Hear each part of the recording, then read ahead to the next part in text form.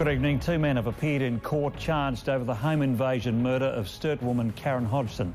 7 News can reveal the pair allegedly broke into another house a month after the killing. Karen Hodgson's mother was relieved the charges had been laid over her daughter's murder. I'm just very pleased that they're off the streets, and I'd just like to say that a big thanks to Major Crime. Karen Hodgson was gunned down in front of her son when 3 masked intruders smashed their way into her unit in the early hours of Monday, April 19.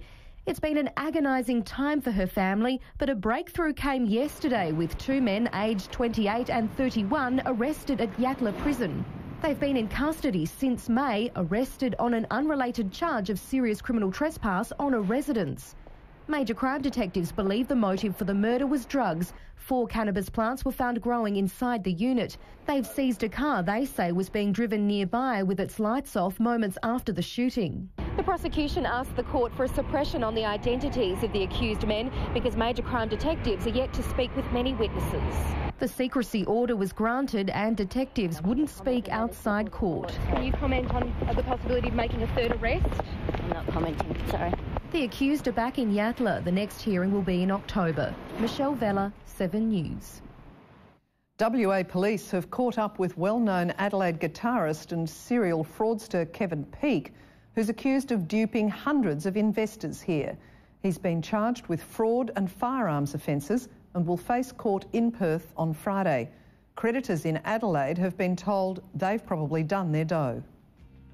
From John Broome and the Handles locally to Sky internationally, for 3 decades Kevin Peake was a renowned guitar virtuoso.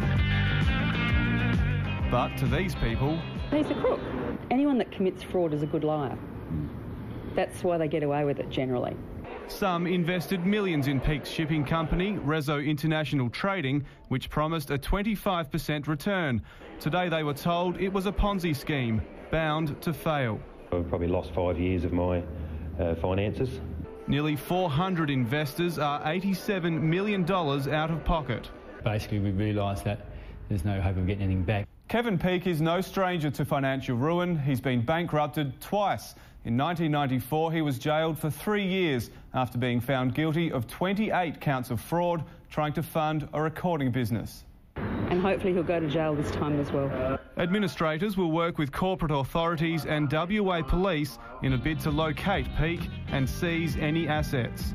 I can't give you an estimate at this stage as to what the recoveries might be. What I want to see done is justice. Mark Mooney, 7 News.